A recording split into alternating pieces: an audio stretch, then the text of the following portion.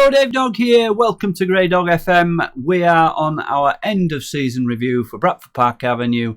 We've finished the 22-23 season and we've stayed in the Vanarama National League North, and next season we're going to be looking forward to a promotion push and start moving up the pyramid.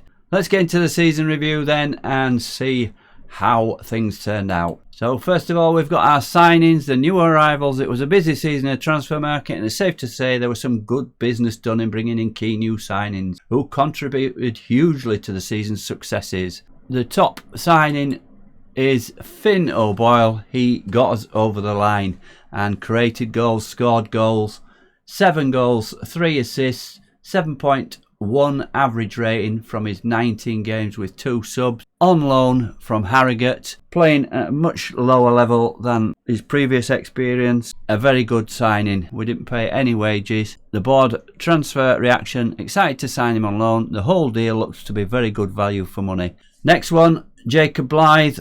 He was already on the scene. Came from Chorley. 43 games, 7 subs, 20 goals, our top scorer. He reached the 20 mark, 3 assists and a 6.95.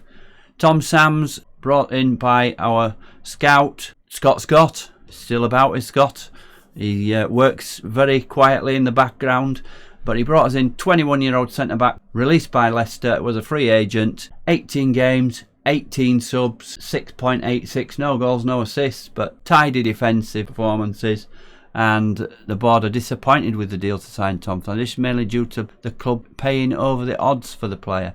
Must be talking about wages, because we didn't pay any money for him. 160 a week? Not that bad. I think you've got that one wrong, Football Manager. Certainly not a lot of money to be paying for him. So Brad Doherty again was here at the start. Signed from Alfreton.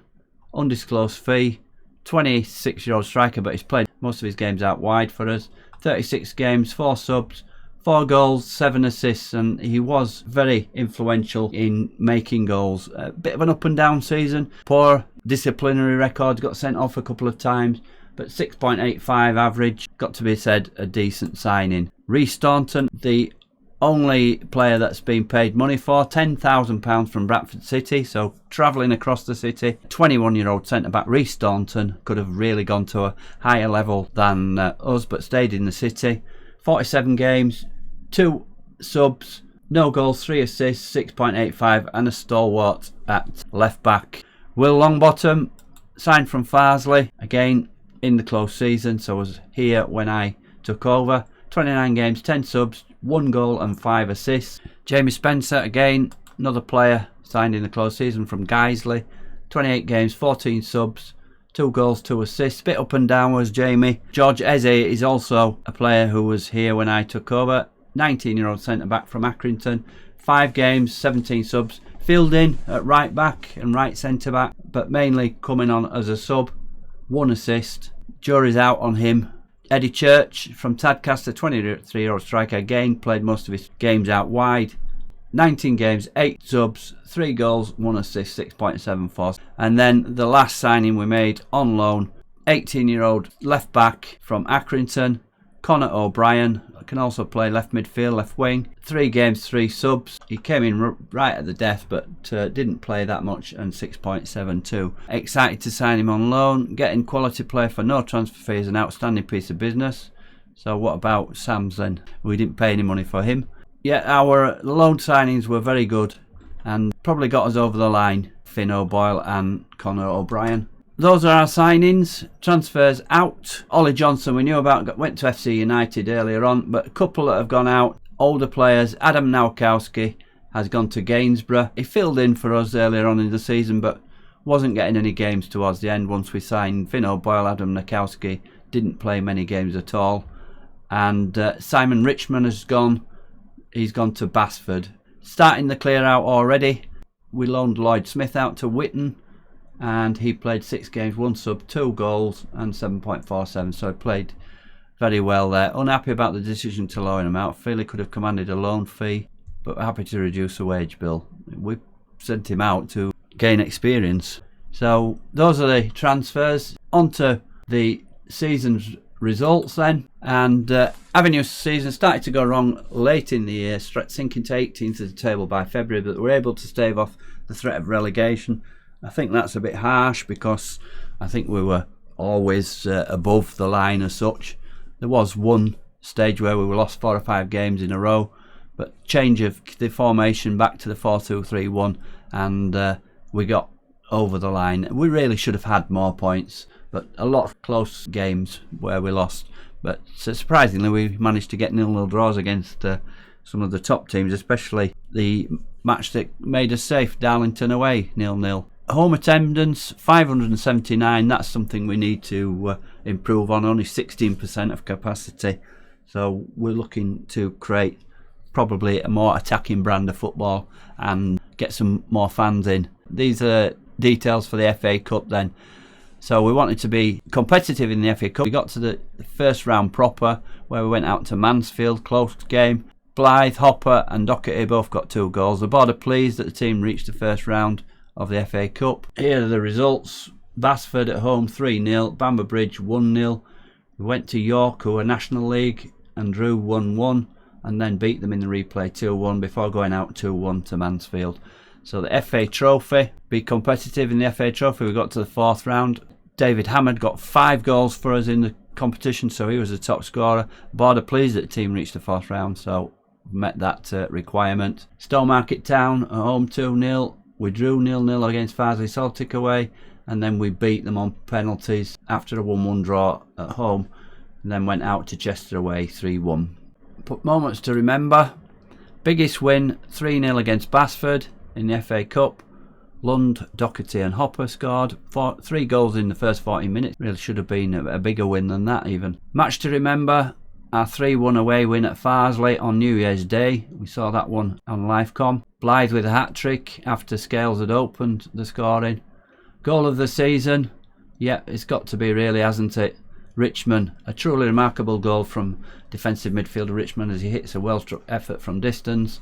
4-2, again, we saw that one on Livecom, 25th of the 3rd. So, pick some good matches out for you. Blythe got 2 in that game, and Fielding also scored. So those were the moments to remember. The finances. So club reputation is local, and we're still local, so that's not going to change anytime soon. No new sponsorship deals, at all. So most notable deal. So that again is something maybe the director of football, if he's still here, that's to be debated, needs to sort out. So sponsorship, we've got 13,500. Broadcast revenue just short of 6,000. Corporate and hospitality, just over 7,000. Competition prize money, 29.37. A match day commercial and retail at 104,000. Their merchandising sales, 4,000, just over £4,000. Non-domestic sales amounted to 414. Do we sell shirts abroad, do we? £440 worth.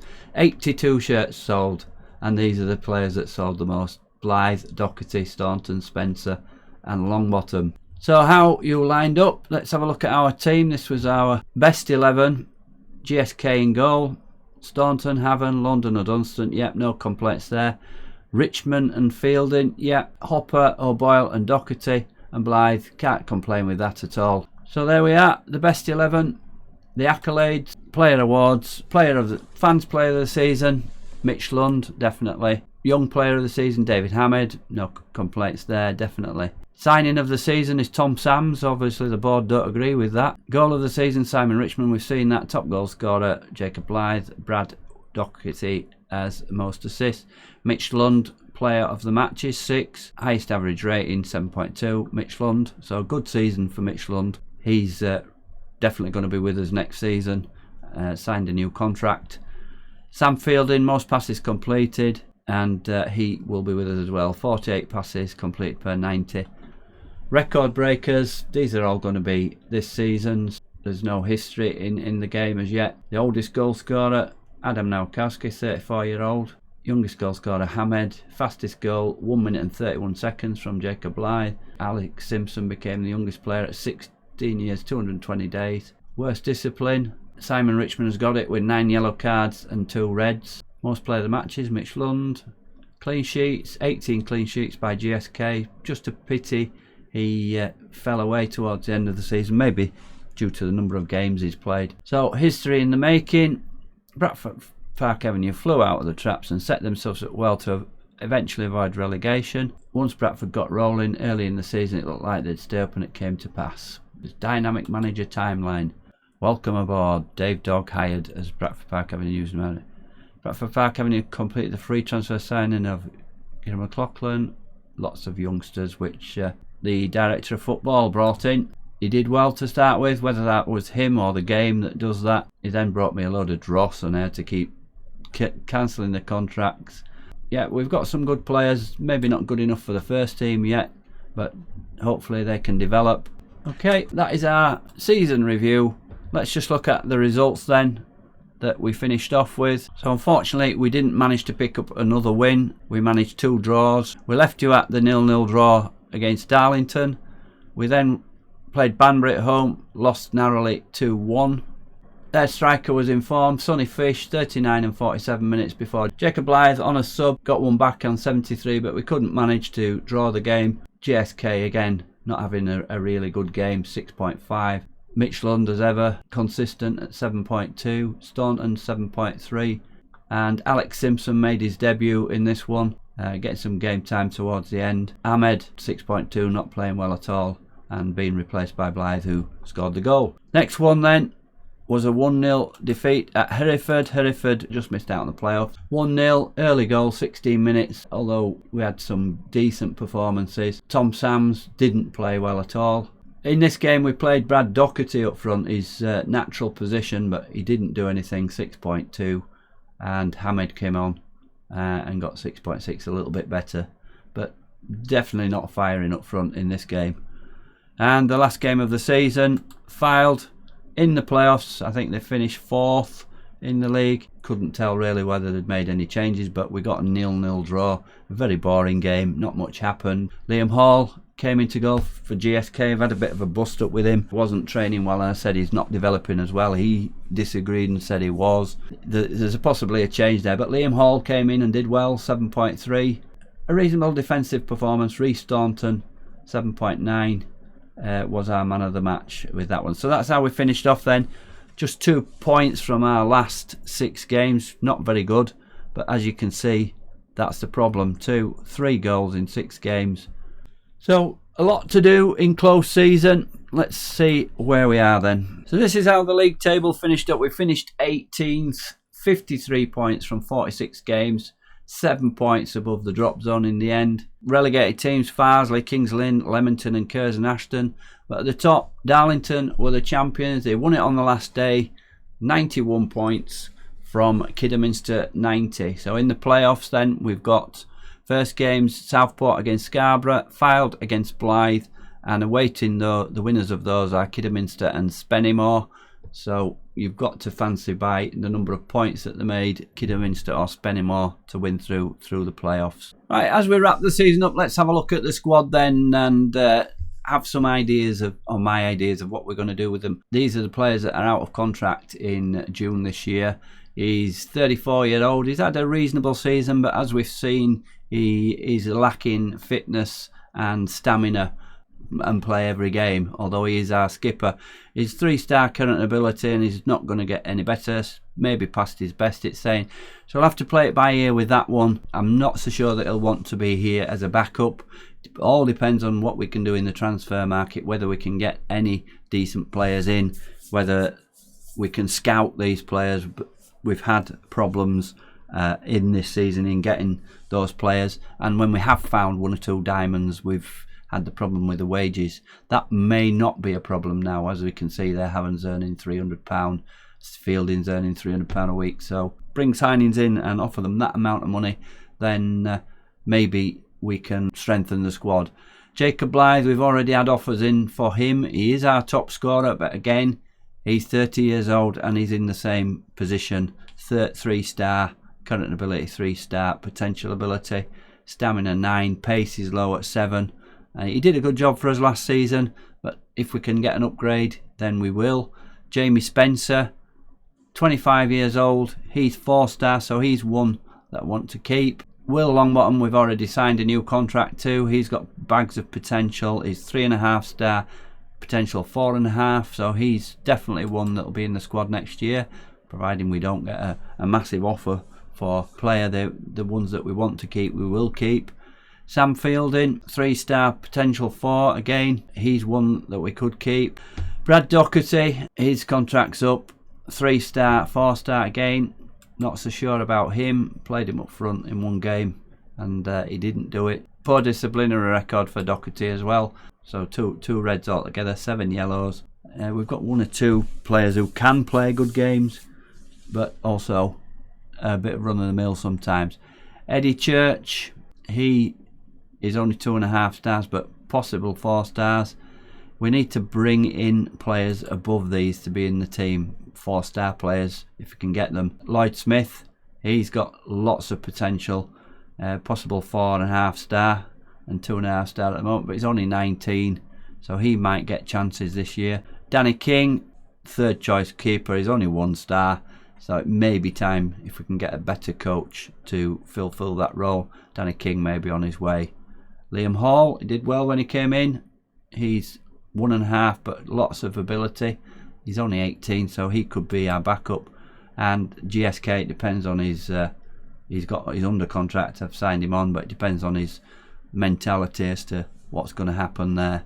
So lots of things up in the air as such, but hopefully we can build a squad that can fight for the playoffs at least. Just sent the players away on the end of the season meeting saying we've got to raise the profile of the club on and off the pitch, and that went down well. Although I didn't say, a lot of the options were about relegation, and I don't want us to be in anywhere near relegation next season. So top 10 as a minimum. But come back for next episode. Hope you've enjoyed what you've seen so far this season. If you have, please like the video and subscribe. We'll come back for the transfers, what's happened during the close season in the next episode. So then, thanks very much for watching. This is Dave Dog. Goodbye for now.